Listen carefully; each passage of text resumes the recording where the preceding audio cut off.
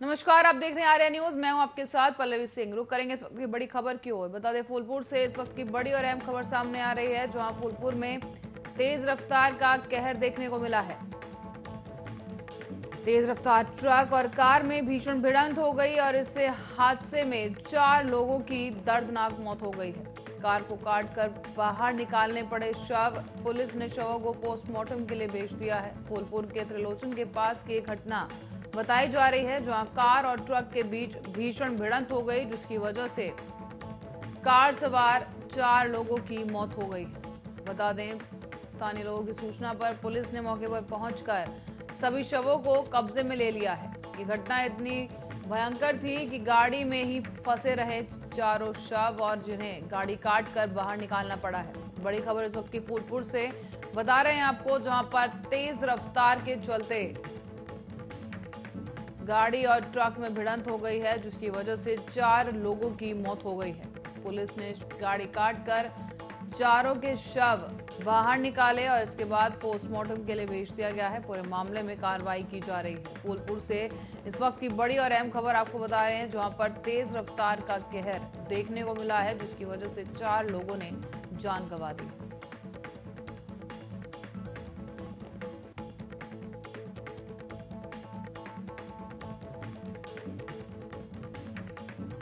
और वही खबर बिजनौर से है। बिजनौर में भू माफियाओं का कहर देखने को मिल रहा है। भू माफियाओं का पत्रकारों पर जानलेवा हमला किया गया है। इस दौरान सरकारी जमीन पर भूमाफिया कब्जा कर रहे थे और पत्रकारों पर दबंगई दिखाते हुए हमला कर दिया गया है। बता दें, सरकारी जमीन को हड़पने की फिराक में थे ये भूमाफिया, जिनकी जो रिपोर्ट है पत्रकारों ने दिखाई, तो पत्रकारों पर ही भूमाफियाओं ने हमला कर दिया है। बता दें, सरकारी जमीन के तथ्य को उजागर करने के विरोध में भूमाफियाओं ने पत्रकारों पर हमला कर दिया है। थाने के सामने जमीन पर कब्जा किया जा रहा है और ऐसे में कोई कार्रवाई अब तक सामने नहीं आ पाई है। और लेकिन जब पत्रकार इस पूरे मामले में संज्ञान लेने पहुंचे और पूरे मामले को जब कवर किया जा रहा था, उस दौरान पत्रकारों पर हमला कर दिया गया है और घायल पत्रकार ने थाने में तहरीर दे दी है।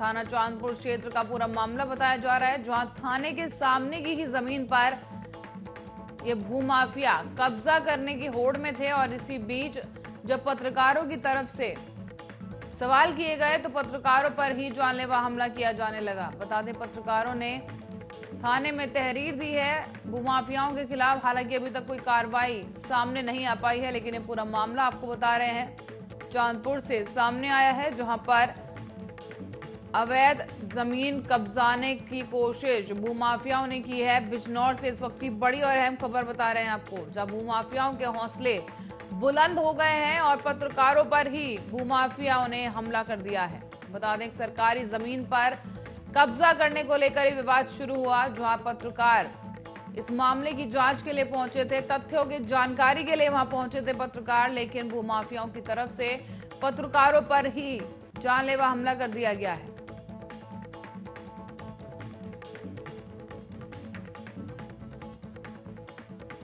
बढ़ेंगे अगली खबर की ओर, जहां पर प्रधानमंत्री नरेंद्र मोदी मंगलवार को पूर्वोत्तर राज्यों के मुख्यमंत्रियों के साथ सुबह 11 बजे कोरोना वायरस पर समीक्षा बैठक करेंगे। इस वीडियो कॉन्फ्रेंसिंग के जरिए बैठक की जानी है, जहां पर पीएम असम, नागालैंड, त्रिपुरा, सिक्किम, मणिपुर, मेघालय, अरुणाचल प्रदेश और मिजोरम के मुख्यमंत्रियों के साथ राज्यों में कोरोना की स्थिति पर बातचीत करेंगे। वहीं आपको बता दें कि पिछले हफ्ते बुधवार को केंद्रीय कैबिनेट सचिव राजीव गौबा ने पूर्वोत्तर राज्यों के गृह विभागों के अधिकारियों के साथ कोरोना के बढ़ते मामलों को लेकर चर्चा की थी। ऐसे में केंद्रीय स्वास्थ्य और परिवार कल्याण मंत्रालय ने कहा कि भारत में इस समय कोरोना वायरस के लगभग 80% मामले 90 जिलों से देखे जा रहे हैं और ऐसे में उनमें से 14 उत्तर पूर्व से सामने आए हैं। जबकि पिछले हफ्ते हुई समीक्षा बैठक के दौरान ये पता चला कि देश में 73 जिलों में से 10% से अधिक संक्रामकता दर सामने आई है और इन 73 जिलों में से 46 जिले पूर्वोत्तर राज्यों के हैं और इसी की वजह से केंद्र सरकार पूर्वोत्तर राज्यों में कोरोना के मामलों को लेकर काफी चिंतित है।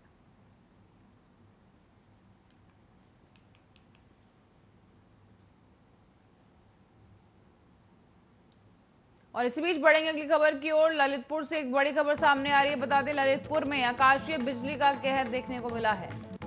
आकाशीय बिजली गिरने से एक मां और बेटे की मौत हो गई है। बता दें, खेत में काम करते समय आकाशीय बिजली इन दोनों लोगों पर गिर पड़ी, जिसकी वजह से मां और बेटे की मौत हो गई है। पुलिस ने शव को पोस्टमार्टम के लिए भेज दिया। जकोरा थाना क्षेत्र के ननौरा गांव का पूरा मामला बताया जा रहा है, जहां पर आकाशीय बिजली गिरने से एक मां और बेटे की मौत हो गई है। बताया जा रहा है बिजली गिरने के वक्त मां और बेटा खेत में काम कर रहे थे और इसी दौरान अचानक से आसमानी आफत इन पर टूट पड़ी, बिजली गिर गई, जिसकी वजह से दोनों की मौके पर ही मौत हो गई है। तो वहीं स्थानीय लोगों की सूचना पर मौके पर पहुंची पुलिस ने दोनों के शव को पोस्टमार्टम के लिए भेज दिया है और कार्रवाई की जा रही है। बड़ी और अहम खबर इस वक्त की आपको बता रहे हैं, जहां पर आकाशीय बिजली गिरने की वजह से खेत में काम कर रहे मां बेटे की मौत हो गई है। बता दें, खेत में काम कर रहे मां बेटे की मौत बिजली गिरने से हुई है और इस दौरान पुलिस ने मौके पर पहुंचकर घटनास्थल का मुआयना किया है और साथ ही शव को पोस्टमार्टम के लिए भेज दिया गया है। चकोरा थाना क्षेत्र के ननौरा गांव का मामला बताया जा रहा है, जहां पर ललितपुर से ये गांव सामने आता है, जहां पर खेत में काम कर रहे मां बेटे पर आकाशीय बिजली गिर गई, जिससे उन दोनों की मौत हो गई।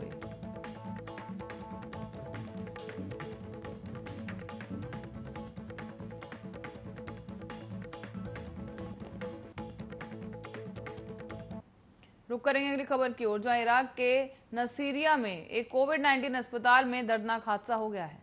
आपको बता दें, इस अस्पताल में भीषण आग लग गई, जिसकी वजह से 39 लोगों की मौत हो गई है, जबकि 20 लोग गंभीर रूप से घायल हो गए हैं।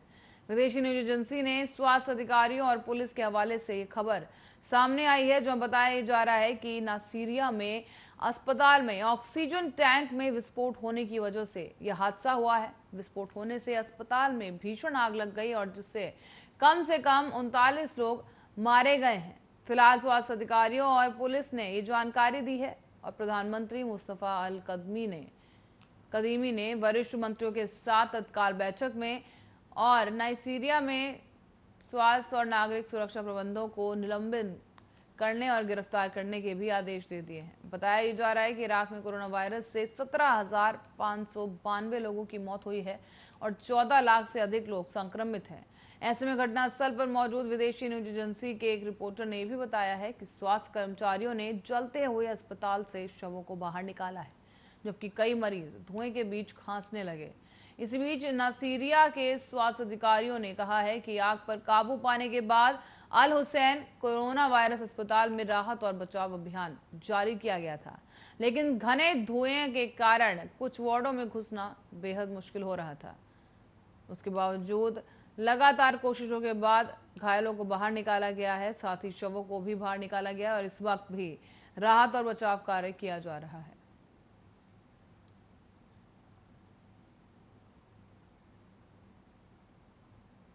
और इसी बीच डोमिनिका हाईकोर्ट ने भगौड़े हीरा कारोबारी मेहुल चौकसी को मेडिकल आधार पर एंटीगा और बारबुडा जाने की अंतरिम जमानत दे दी है। ये जमानत सख्त तौर पर एंटीगा में इलाज के लिए दी गई है।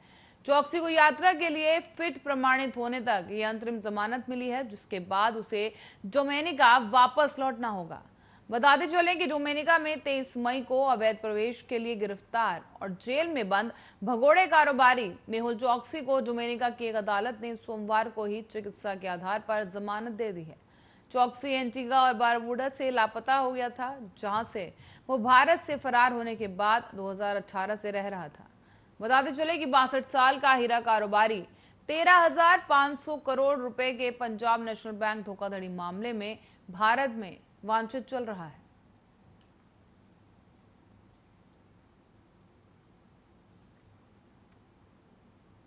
और मैं आपको बता दें कि कोरोना के खिलाफ दुनिया भर में लड़ाई जारी है। हर कोशिश की ज्यादा से ज्यादा की जा रही है कि लोगों को कोरोना से बचाया जा सके, कोरोना वैक्सीन लोगों तक पहुंचाई जा सके, लेकिन तमाम देशों में युद्ध स्तर पर कोरोना वैक्सीन देने का काम चल रहा है। और इसी बीच अब विश्व स्वास्थ्य संगठन ने कोविड-19 वैक्सीन के मिक्सिंग और मैचिंग को लेकर चेतावनी जारी कर दी है। WHO ने कहा है कि अभी इसे लेकर कोई डाटा सामने नहीं आया है और ऐसे में सोमवार को संगठन की मुख्य वैज्ञानिक डॉक्टर सौम्या स्वामीनाथन ने चेतावनी देते हुए कहा है कि अलग अलग कंपनियों के बने वैक्सीन का इस्तेमाल पहले और दूसरे डोज के तौर पर करना एक खतरनाक ट्रेंड है। विश्व स्वास्थ्य संगठन की तरफ से साफ कर दिया गया है कि इस मिक्सिंग के क्या परिणाम होते हैं। फिलहाल इसके बारे में कोई डाटा उपलब्ध नहीं है। एक ऑनलाइन ब्रीफिंग के दौरान स्वामीनाथन ने कहा है कि कई लोगों ने हमसे पूछा है कि उन्होंने वैक्सीन की एक डोज ली है और अब उनकी योजना दूसरी डोज किसी अन्य कंपनी की लेने की है। लेकिन ये थोड़ा खतरनाक ट्रेंड है और हमारे पास फिलहाल वैक्सीनेशन के मिक्सिंग और मैचिंग को लेकर कोई डाटा उपलब्ध नहीं है।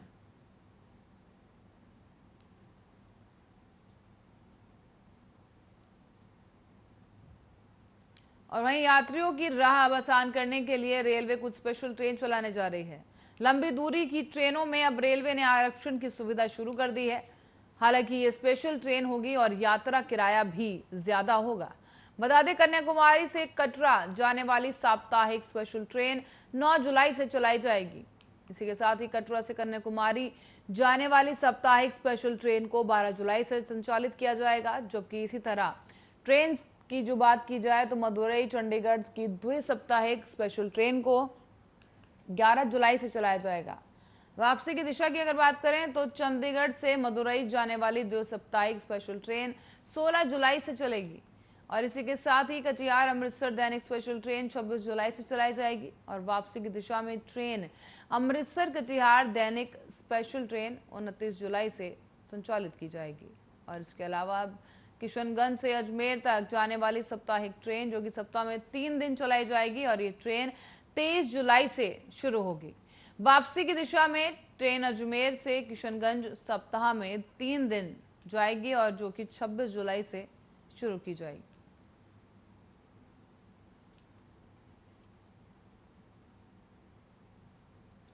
और दिल्ली के ऊपर दक्षिण पश्चिम मानसून के आगे बढ़ने को लेकर कई पूर्वानुमान किए गए थे, लेकिन इन पूर्वानुमान में त्रुटियों को लेकर आलोचना का सामना कर रहे भारतीय मौसम विज्ञान विभाग ने सोमवार को कहा कि राजधानी में मानसून के आगे बढ़ने की भविष्यवाणी करने में संख्यात्मक मंडलों द्वारा ऐसी विफलता दुर्लभ और असामान्य है। ऐसे मौसम विभाग ने यह भी कहा है कि उसके नवीनतम मॉडल विश्लेषण के संकेत सामने आए थे, जिसमें बंगाल की खाड़ी से निचले स्तर पर नम पूर्वी हवाएं 10 जुलाई तक पंजाब और हरियाणा को आच्छादित करते हुए उत्तर पश्चिम भारत में फैल जाएंगी, जिससे मानसून आगे बढ़ेगा और 10 जुलाई से दिल्ली समेत कई क्षेत्रों में बारिश की गतिविधियों में तेजी आएगी। ऐसे में आईएमडी ने यह बयान भी दिया कि नम पूर्वी हवाएं उत्तर पश्चिम भारत में फैल गई हैं और इसके साथ ही इन नम हवाओं के कारण बादल छाने और सापेक्षिक आर्द्रता में वृद्धि हुई है और इससे इस क्षेत्र में मानसून फिर से बहाल हुआ है। जबकि पूर्व राजस्थान, हिमाचल प्रदेश, उत्तराखंड, जम्मू कश्मीर में काफी व्यापक तरीके से व्यापक वर्षा हो रही है, जबकि पंजाब, पश्चिमी राजस्थान में छुटपुट बारिश हुई।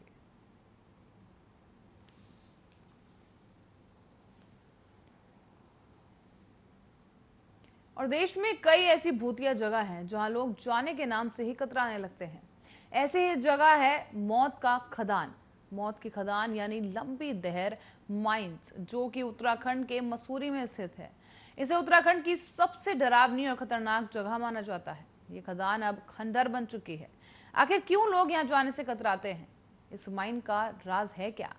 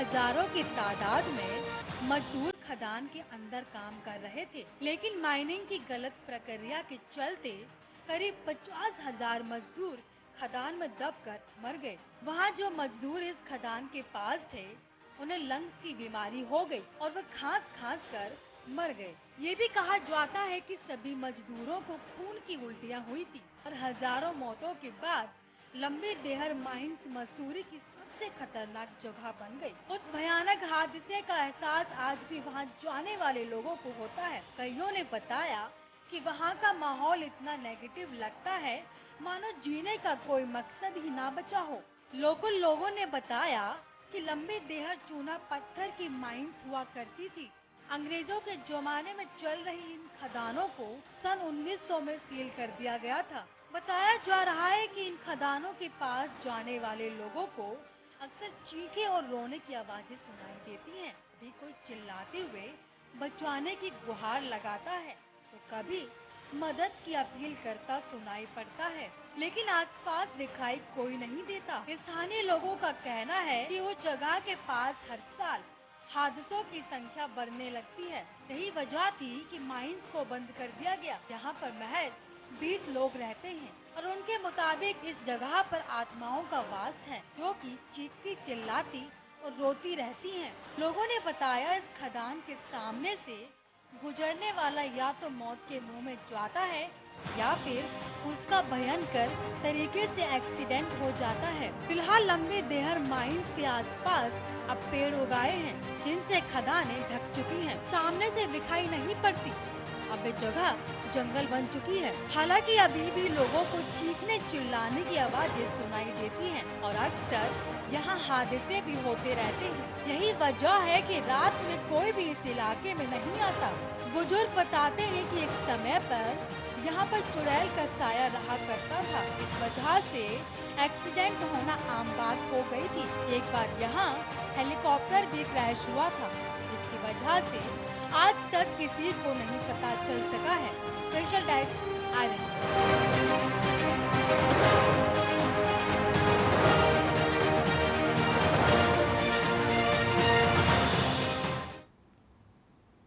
वैसे तो डॉल्स बच्चों के लिए सबसे पसंदीदा खिलौना होती है, लेकिन जब बात भूत प्रेतों की आ जाए तो ये ही सबसे ज्यादा डरावनी लगने लगती है।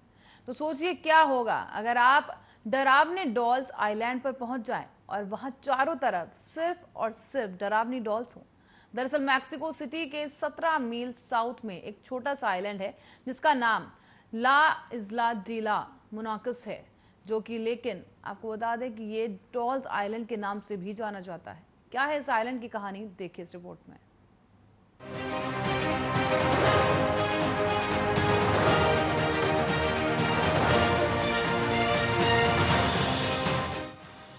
दुनिया में बहुत सारे ऐसे लोग हैं जो डरावनी जगहों पर जाना पसंद करते हैं। ऐसी ही एक जगह मैक्सिको सिटी कुछ दूरी पर है, जिसे लोग भूतिया मानते हैं। ये जगह इस्ला डी लास मोनिकास के रूप में मशहूर है, जहां हर साल काफी संख्या में लोग रोमांच के लिए पहुंचते हैं। इस आइलैंड के पेड़ों पर लटकी हुई बहुत सारी कटी फटी डॉल्स देखने को मिलती हैं। लोगों का कहना है कि कभी कभी ये डॉल्स हिलती डुलती भी नजर आती हैं। कुछ लोगों का दावा है कि उन्होंने इस जगह पर डरावनी चीजें होती देखी हैं, जबकि कुछ का कहना है कि ये केवल झूठी बातें हैं। लेकिन इस जगह पर आने वाले ज्यादातर लोग इस आइलैंड को मनहूस बताते हैं। कहा जाता है कि कुछ समय पहले एक लड़की की यहाँ डूबने से मौत हो गई थी और बाद में एक व्यक्ति को वे मृत लड़की मिली। व्यक्ति को लड़की के साथ एक डॉल भी मिली थी। व्यक्ति ने उस डॉल को वहीं पेड़ पर टांग दिया और ये माना जाता है कि लड़की की आत्मा को मुक्त करने के लिए उस व्यक्ति ने पेड़ों पर कई डॉल्स टांग दिए। कुछ साल बाद वे आदमी उसी जगह पर मृत पाया गया जहाँ उसे पहली डॉल मिली थी। माना जाता है कि मृत लड़की की आत्मा अभी भी इस्ला डी लास मोनिकास में भटकती है। हालांकि ये आइलैंड अब पर्यटकों की पसंद बन चुका है। इस आइलैंड को 1990 के बाद डॉल्स आइलैंड भी कहा जाता है, क्योंकि 1990 में पहली बार इस आइलैंड पर हजारों की संख्या में डरावनी डॉल्स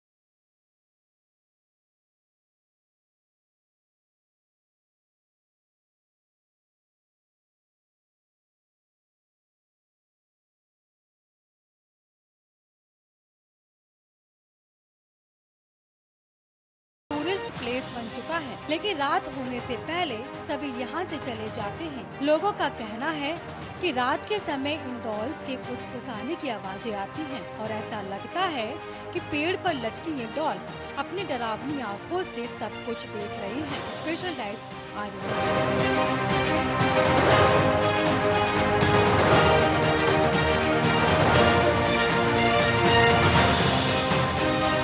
इसी के साथ ही फिलहाल के लिए खबरों में इतना ही। देश और दुनिया की तमाम खबरों के लिए देखते रहिए आर्य न्यूज।